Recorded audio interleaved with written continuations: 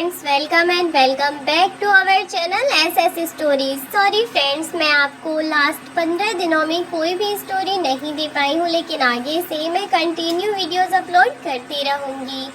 तो फ्रेंड्स, अगर आपको वीडियो अच्छी लगे तो प्लीज़ लाइक करके चैनल को सब्सक्राइब ज़रूर कर दीजिएगा और वीडियो को शेयर भी कीजिएगा।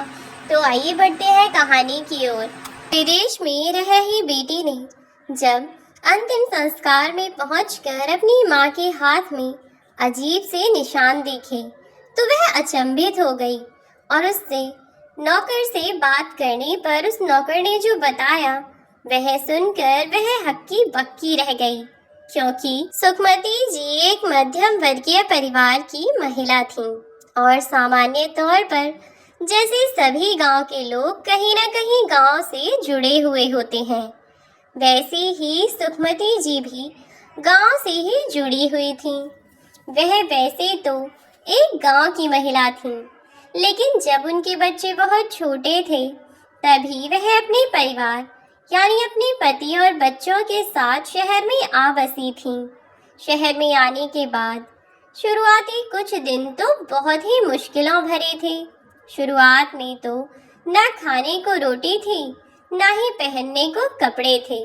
वह बहुत ही सामान्य जीवन बिताया करते थे, या यूं कहें कि सामान्य से भी बेकार जीवन बिताया करते थे, क्योंकि बेचारी सुखमती जी के पति देवीराम जी कोई बिजनेसमैन नहीं थे और ना ही उनकी बहुत अच्छी खासी नौकरी थी।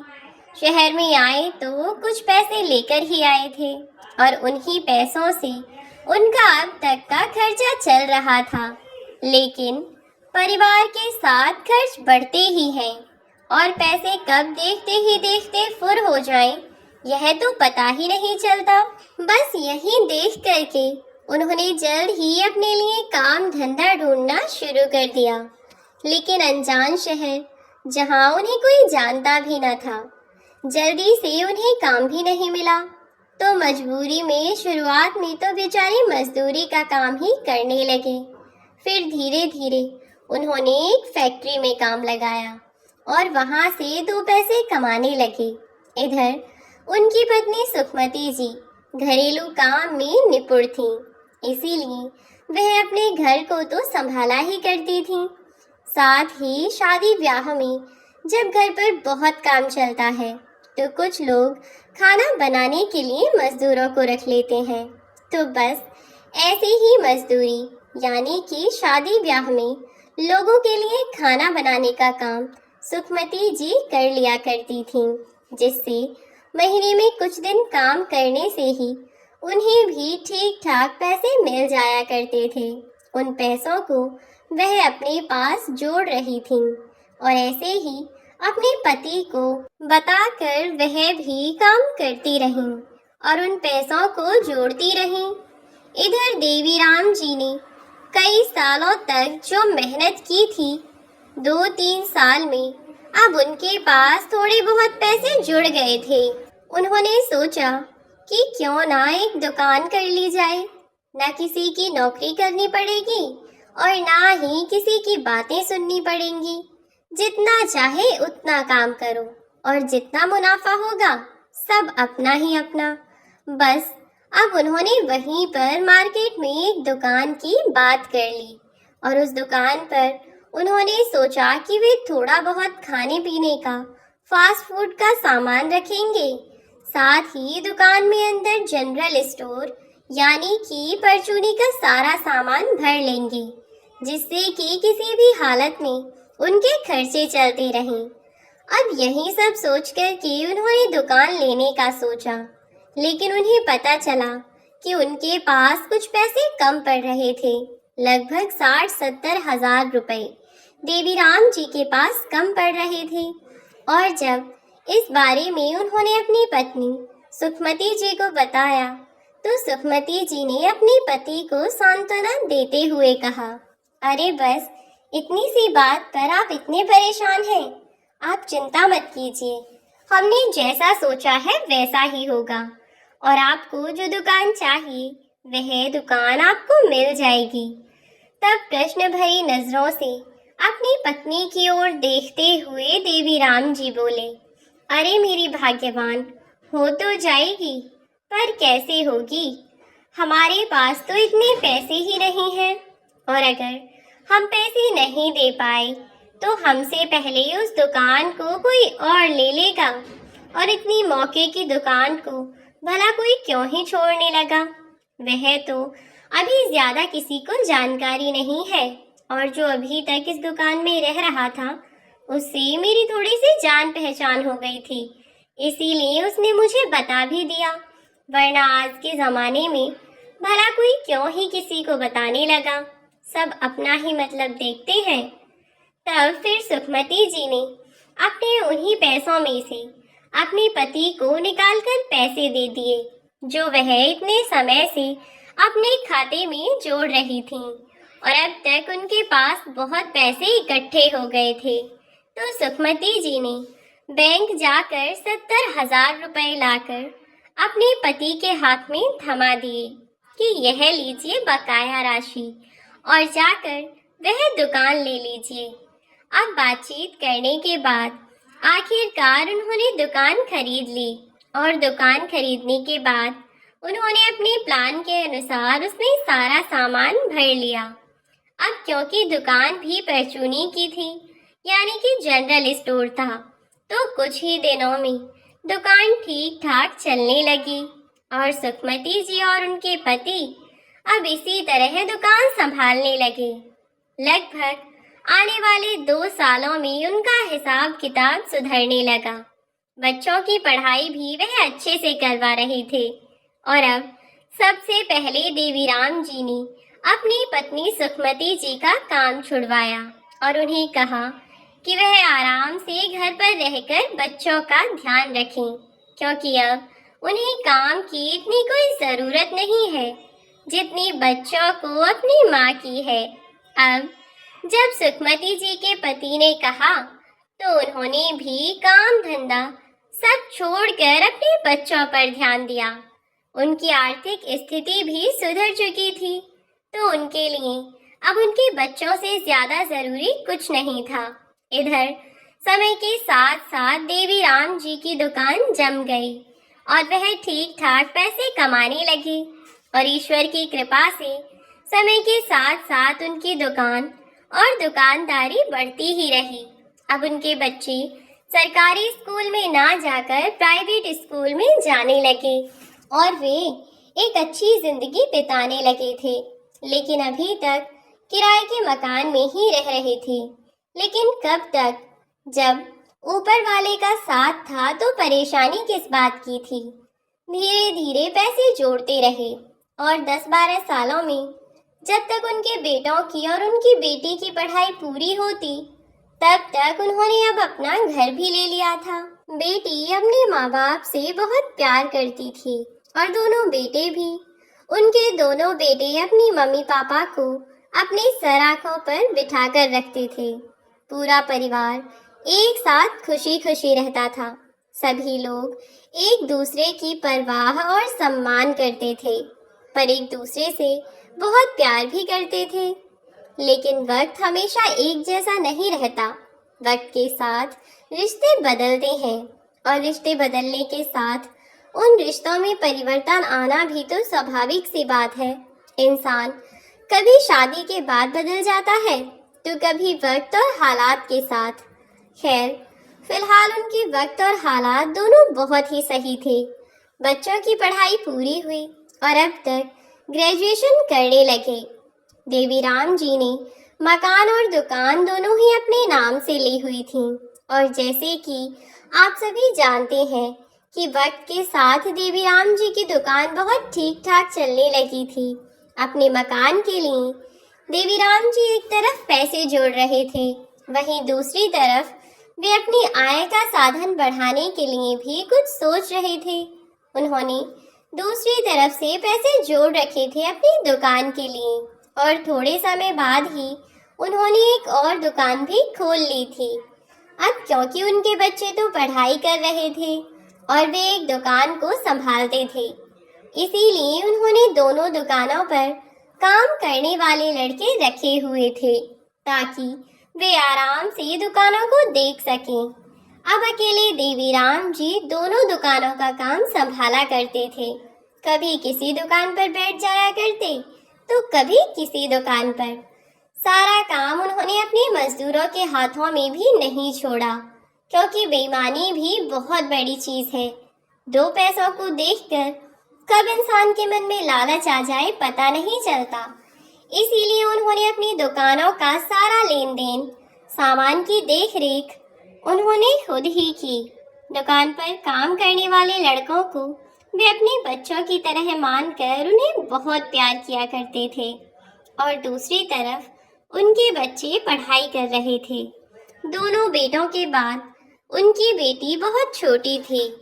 लोगों के यहाँ बेटे होते होंगे मिन्नतों से, लेकिन यहाँ तो देवीराम जी की बेटी कोमल बहुत मिन्नतों के बाद हुई थी, और इसीलिए वह घर में सबसे छोटी और बहुत शैतान भी थी।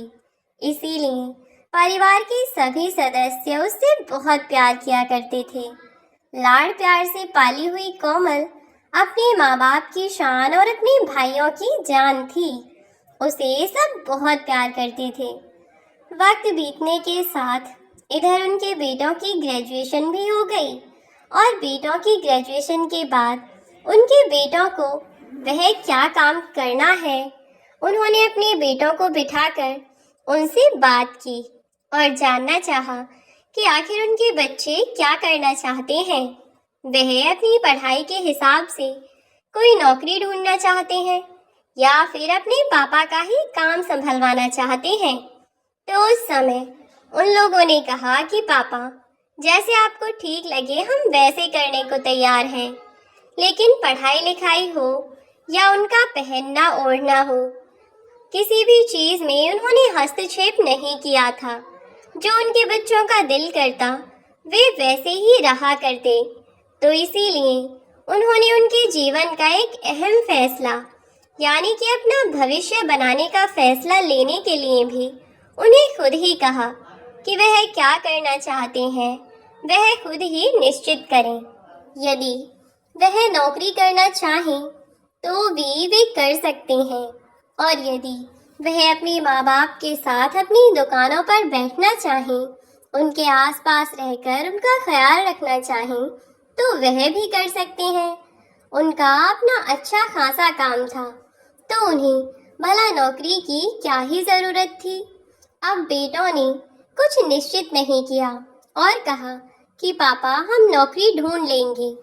जब हमने इतनी पढ़ाई लिखाई की है तो एक बार अपनी फील्ड से रिलेटेड नौकरी ढूंढने में भला क्या ही बुराई है। हर बार की तरह देवीराम जी ने इस बार भी अपने बच्चों का ही साथ दिया और कहा कि बेटा, जैसा तुम लोग चाहते हो तुम वैसा करो, तुम पर कोई भी दबाव नहीं है। यह तुम्हारे जीवन के फैसले हैं, तो तुम खुद ही तय करो। इसीलिए उन्होंने अपने बच्चों पर दबाव नहीं डाला और उनके बेटे अपनी पढ़ाई के हिसाब से नौकरी ढूंढने लगे। जब थोड़े समय तक उन्हें नौकरी नहीं मिली तो उन्होंने यह निश्चय किया कि वह अपने पापा की दुकान पर ही बैठ जाया करेंगे।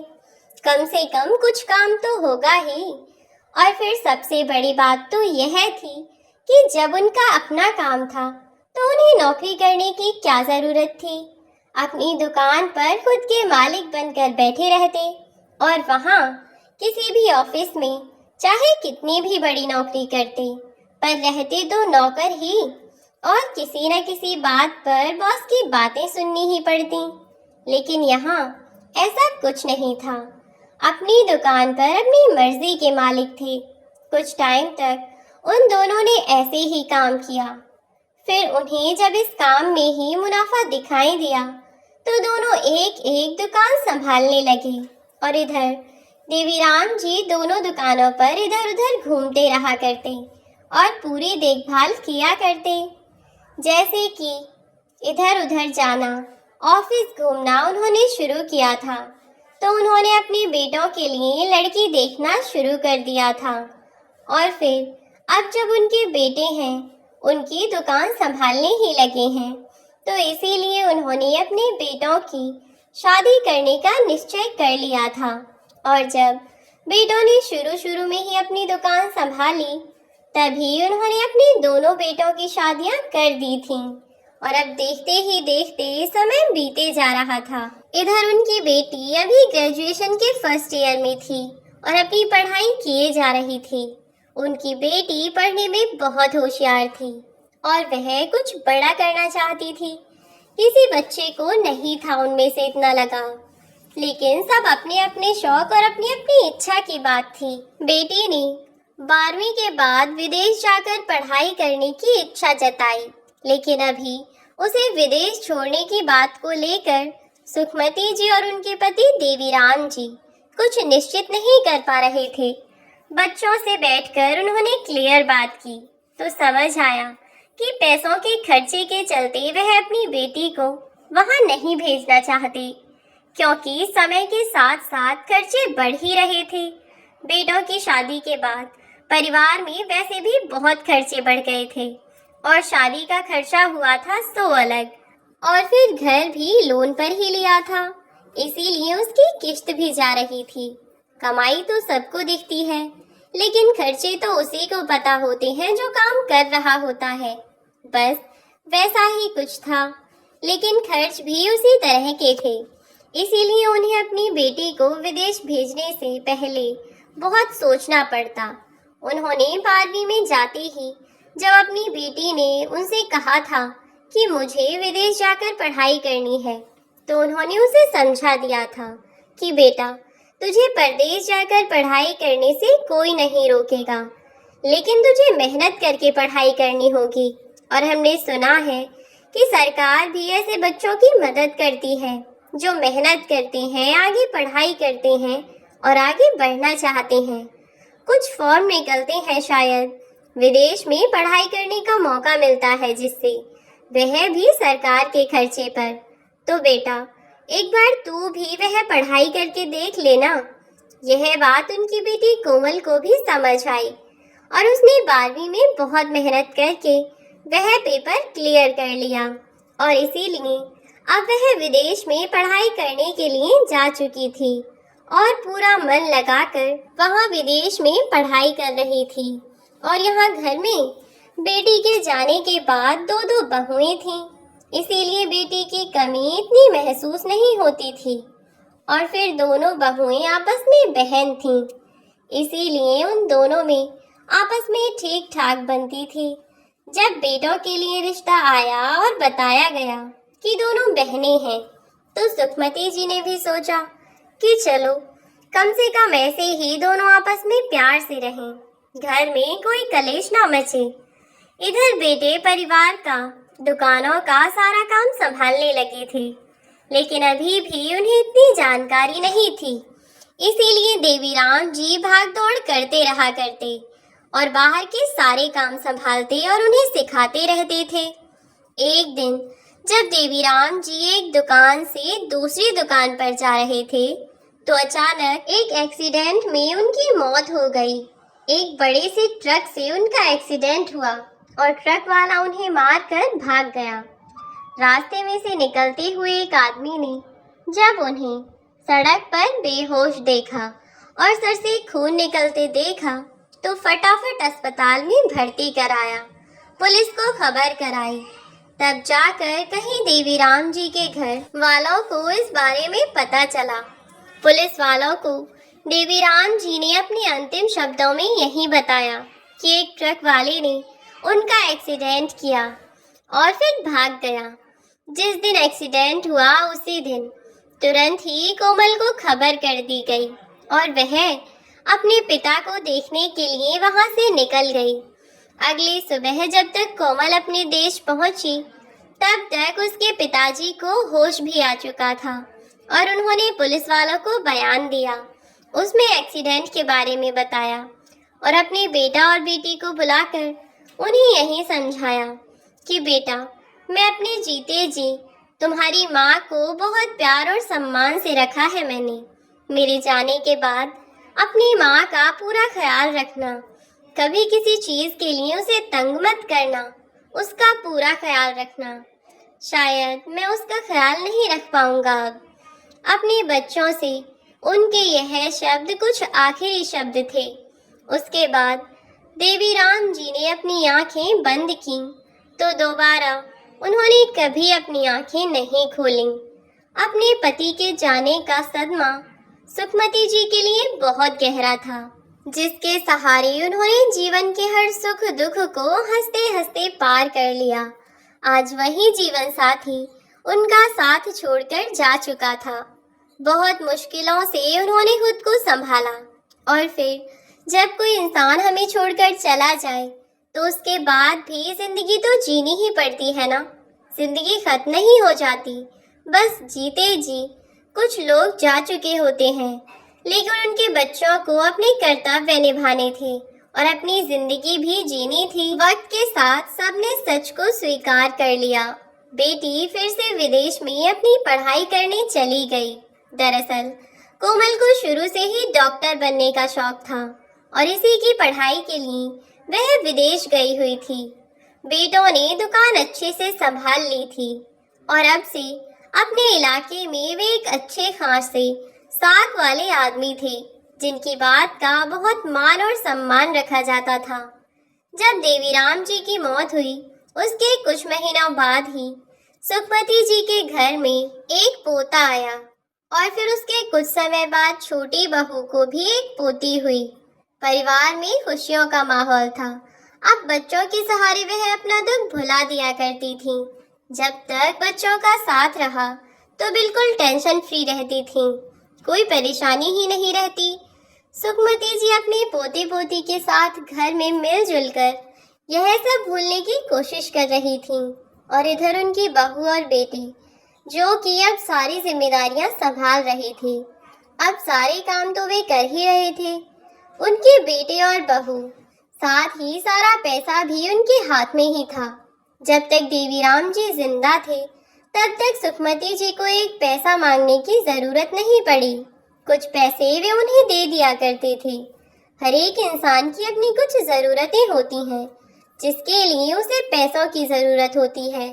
लेकिन जब अपने बेटे को उन्होंने यह कह दिया कि बेटा, तुम्हारे पिताजी तो मुझे मेरे खर्चों के लिए हर महीने कुछ पैसे दिया करते थे। दरअसल मैं और तुम्हारे पिताजी एक अनाथ आश्रम से जुड़े हुए थे, तो वह हर महीने मुझे 5,000 रुपए दे दिया करते थे, जिसमें से मैं अपने लिए 1,000-2,000 रख के 3,000 रुपए का थोड़ा बहुत खाने पीने का सामान उन बच्चों को दिया करती थी। तो इससे वे बच्चे भी बहुत खुश रहते थे। तो मैं चाहती हूँ कि तुम भी अपने पिताजी की तरह ऐसा ही करो। तब तो उनका बेटा कुछ नहीं बोला, लेकिन जैसे ही एक तारीख आई और उसकी माँ ने उससे 5,000 रुपए मांगे तो उनका बेटा बोला, अरे भाई, मुझे तो एक बात समझ नहीं आती माँ, आपके पास इतना सारा फालतू पैसा है क्या कि इसे भी दे दो उसे भी दे दो। एक तो पहले ही दरवाजे पर कोई भीख मांगने आ जाए तो आप उसे भी हमेशा ही कुछ ना कुछ देकर भेजती हो, कभी 50 रुपए कभी 100 रुपए, और ऊपर से अब आपको 5,000 रुपए महीने के चाहिए बच्चों को देने के लिए। मुझे तो एक बात समझ नहीं आती, लेकिन आपको खर्चा किस बात का चाहिए? आपको इतने पैसे क्यों चाहिए? क्योंकि घर में सारा सामान तो आता ही है। आपको खर्चे के लिए पैसों की क्या जरूरत है? माना कि जब पापा थे तो आपको पैसे दे देते होंगे, लेकिन तब की बात अलग थी। अब महंगाई इतनी ज्यादा है, दुकान में भला कितने ही पैसे बचते हैं? जितने पैसे का सामान लाते हैं उसके आधे से आधे पैसे भी नहीं बचते। ऐसे में बच्चों की पढ़ाई, घर के खर्चे, सब कुछ देखना पड़ता है और आप हैं कि हद है आपसे। इतना कहकर बेटा माँ के सामने से तेज कदमों के साथ निकल गया, पर सुखमती जी वहीं खड़ी रह गईं। वह सोचने लगी कि आखिर मैंने इसे ऐसा भी क्या कह दिया जो यह इतना बड़बड़ाकर चला गया। अगले दिन सुबह को बहू ने कहा कि सुनिए जी, मुझे 10,000 रुपए चाहिए, मुझे अपनी बहनों के साथ शॉपिंग करने जाना है। तो उसने तुरंत ही फोन से बहू को पैसे ट्रांसफर कर दिए। यह देखकर सुखमती जी को बहुत गुस्सा आया, लेकिन वह क्या कर सकती थी। मन में आया कि अपने बेटे को सुना दें, लेकिन गुस्से में कुछ भी कहना मतलब बात को बढ़ाना था। उन्होंने ठंडे दिमाग से काम लिया और शांत होकर अपने बेटे से कहा कि बेटा, तेरे पास शॉपिंग करने के लिए 10,000 रुपए हैं, लेकिन उन गरीब बच्चों को देने के लिए तेरे पास 5,000 रुपए नहीं है। और जहां तक बात रही शॉपिंग की, तो यह दोनों पिछले ही महीने कितनी सारी शॉपिंग करके लाई थी। अब फिर से इस महीने इतनी शॉपिंग का क्या करेंगी, इतने कपड़ों का।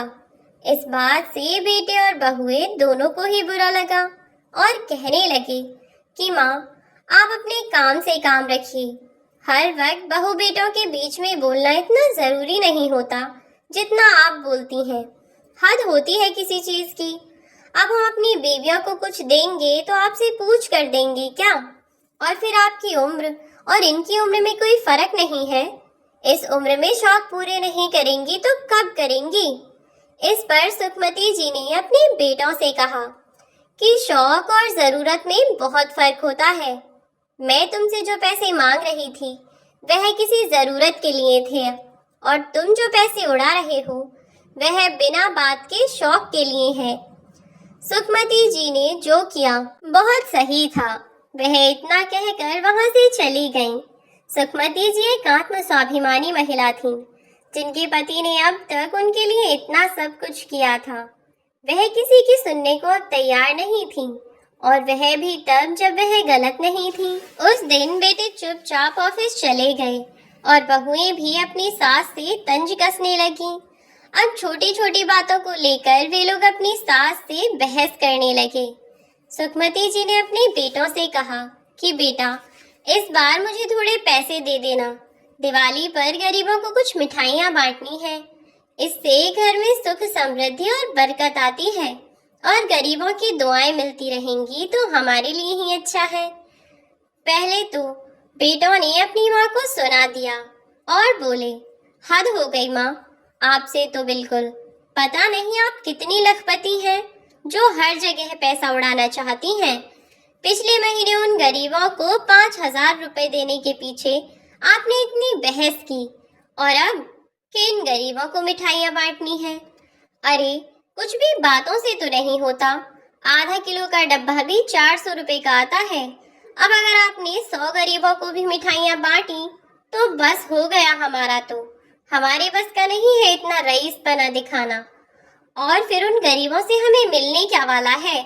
अगर अब हमारी कोई मदद नहीं कर सकती तो कम से कम हमारे खर्च बढ़ाने की बात तो मत किया कीजिए।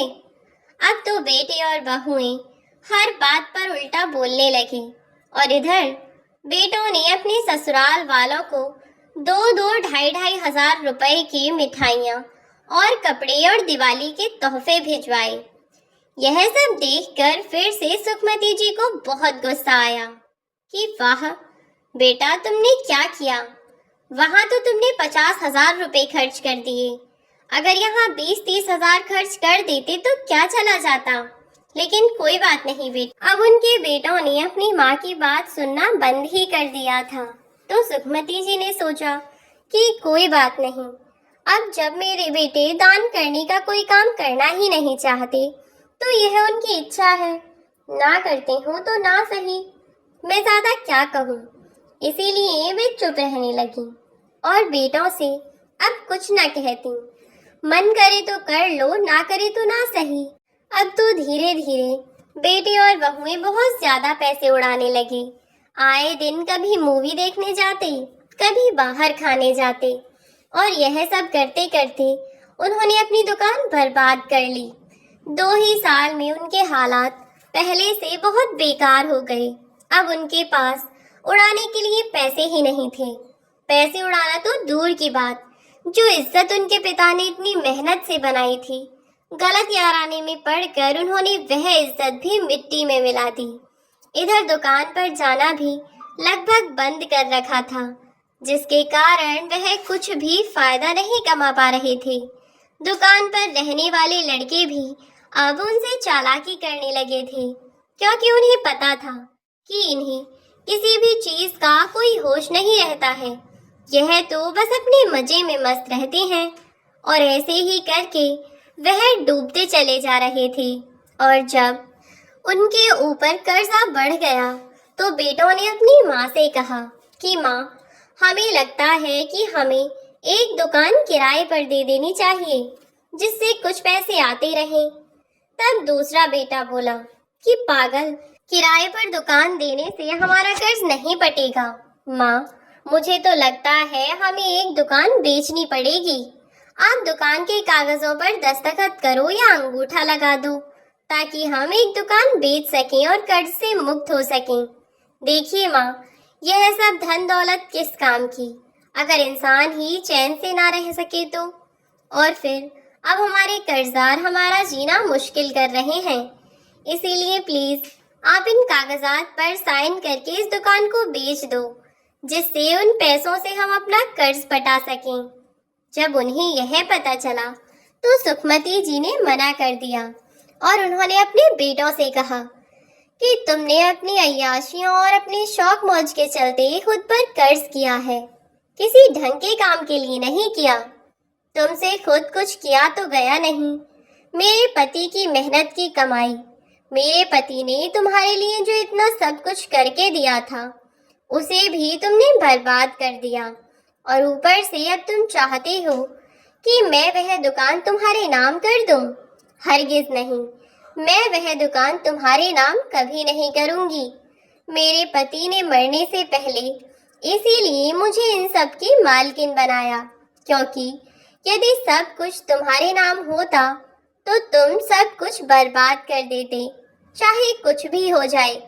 मैं यह प्रॉपर्टी तुम्हारे नाम नहीं करूंगी। बेटा, मेरे पति ने जाने से पहले सब कुछ मेरे नाम किया है और यह सब कुछ मेरे ही नाम रहेगा जब तक मेरी मौत नहीं हो जाती, क्योंकि मैं अपने पति की हर एक चीज की, हर एक विरासत की रक्षा करूंगी और अपने जीते जी तो कम से कम उन्हें नहीं बिकने दूंगी। यह सब बातें सुनकर बेटे और बहुएं बहुत नाराज हो गए और उन्होंने अपनी माँ से इस बात पर बहुत बहस भी की, लेकिन सुखमती जी नहीं मानी और उन्होंने अंगूठा लगाने से साफ मना कर दिया। बेटे और बहू बहुत ज्यादा गुस्से में थे कि अगर माँ ने यहाँ अंगूठा नहीं लगाया या दस्तखत नहीं किया तो कैसे होगा। अब वे लोग बहुत परेशान थे कि आखिर क्या किया जाए।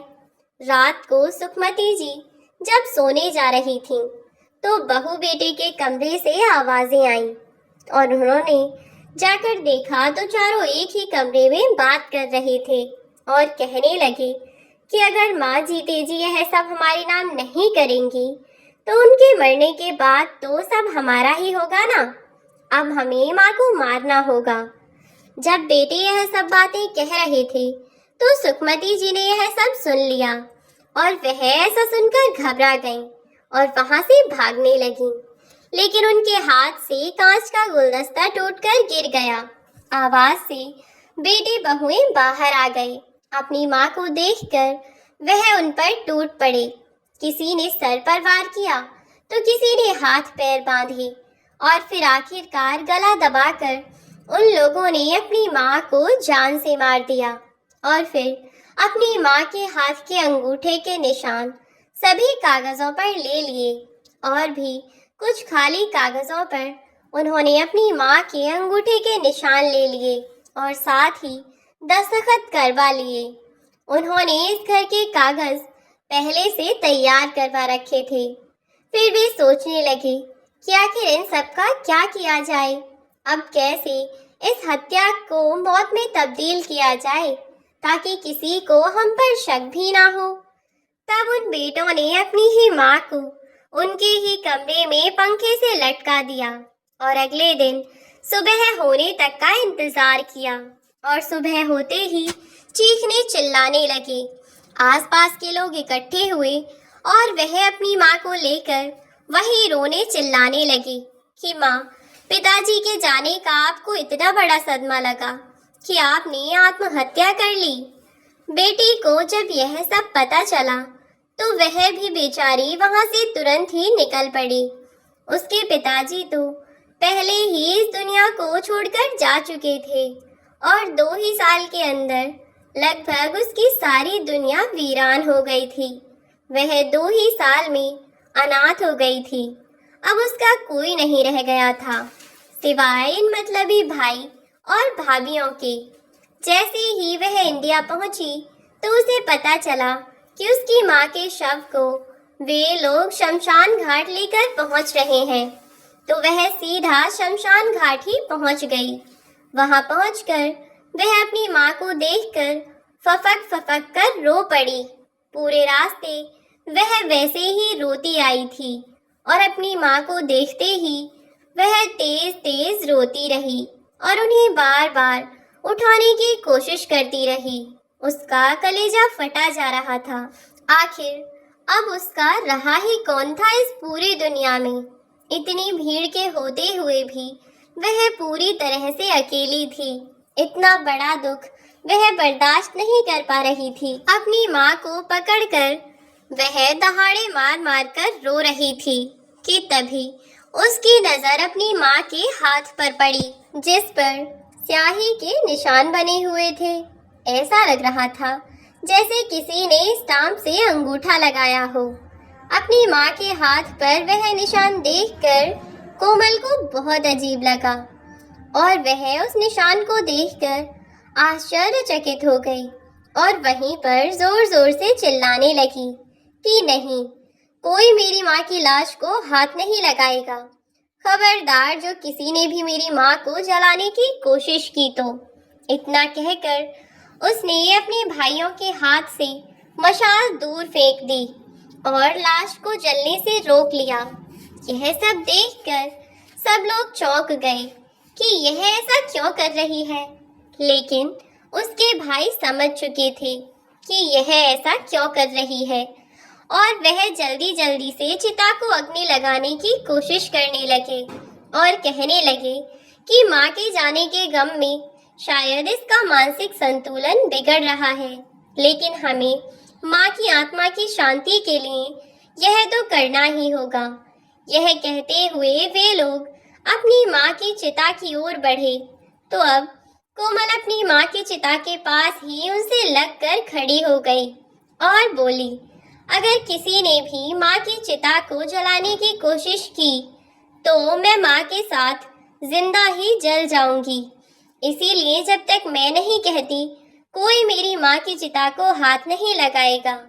यह कहती हुई कोमल ने झटपट पुलिस को फोन कर दिया। पुलिस से फोन पर बात करने के बाद कोमल अपनी माँ की चिता से लिपटकर वहीं पर रुक गई और रोने लगी। इतनी ही देर में भाइयों ने बहुत कोशिश की कि वह किसी भी तरह से अपनी माँ की चिता को आग लगा दें, लेकिन गांव वालों के सामने जब कोमल ने खुद को भी अग्नि में झोंकने की धमकी दी तो सब लोग रुक गए और इतना ही समय कोमल के लिए काफी था। इतनी ही देर में वहां पुलिस भी पहुंच चुकी थी। पुलिस ने वहां पहुंचकर देखा कि कोमल की मां के हाथों पर स्याही के निशान लगे हुए हैं, वह भी केवल एक अंगूठे पर। ऐसे में कोमल के साथ साथ पुलिस वालों को भी सुखमती जी के बच्चों पर शक हुआ। अब उन्होंने शव को अपनी हिरासत में लिया और शव को पोस्टमार्टम के लिए भेज दिया। जैसे ही पोस्टमार्टम की रिपोर्ट आई तो पता चला कि उनकी मौत तो दम घुटने से ही हुई है, लेकिन मौत से पहले उनकी बहुत हाथापाई भी हुई है। शायद सचमुच यह एक आत्महत्या नहीं बल्कि मर्डर है, क्योंकि मरने से पहले उनके साथ मारपीट की गई है। इनके सर पर भी चोट के निशान मिले और हाथ पैरों पर भी।